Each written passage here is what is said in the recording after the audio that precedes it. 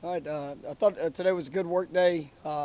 Continuing to push for the consistency throughout practice. I thought we started well.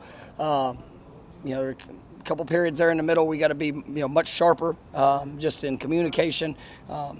Pushing through some of the created adversity, and then but I did think we finished practice strong there at the end. That's part of our growth and the things that we need to do. We've got to improve in every aspect, and it's from how we prepare, how we communicate, continuing to push the effort, continuing to push the physicality, and that's got to show up on a daily basis. But I thought bookending it was really good. I thought there was just a couple periods there in the middle that we got to improve in all facets. But all in all, I thought it was a good work day.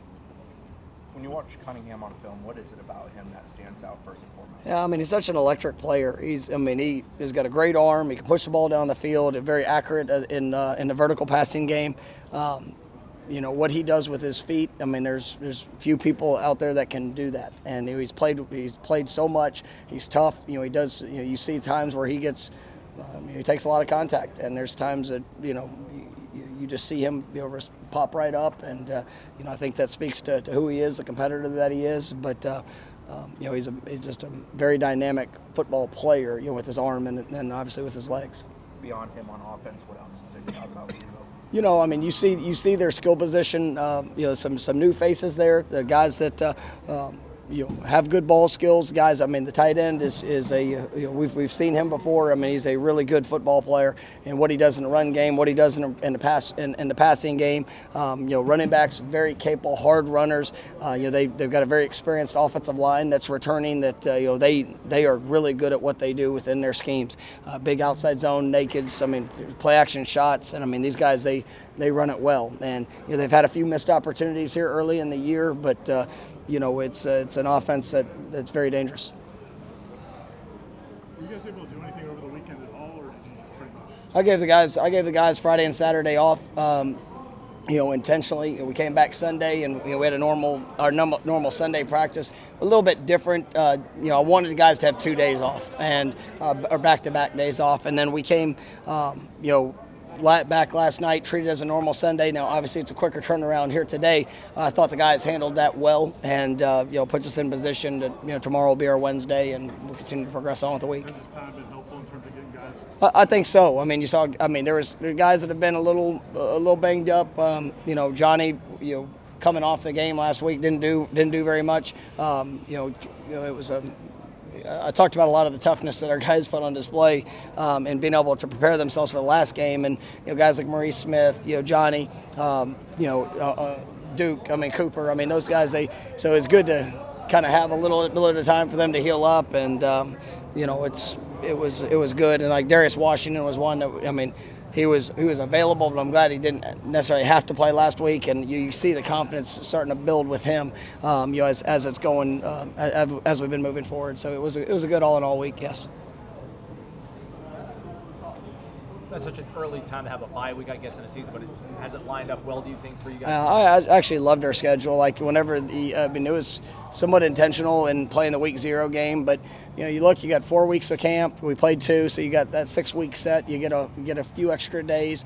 We got another 6 weeks, essentially 6-week stretch in front of us with the second bye. So I love the way it times up in the schedule. But we probably got a little bit more, physicality and work last week, just because we're still at the beginning of the process. I told you guys last week, I mean, the growth of this team, it's critical that we take those, massive steps forward through all the game experience that we've had, and the things that we've learned over the first 6 weeks of camp and the first 2 games. Now we've got to get better, and it's been a big thing that I've been pushing the players with, and they embrace that and they understand. There'll be times later in the season, the second bye will probably be a little bit less physicality, but we got to continue to build that mindset.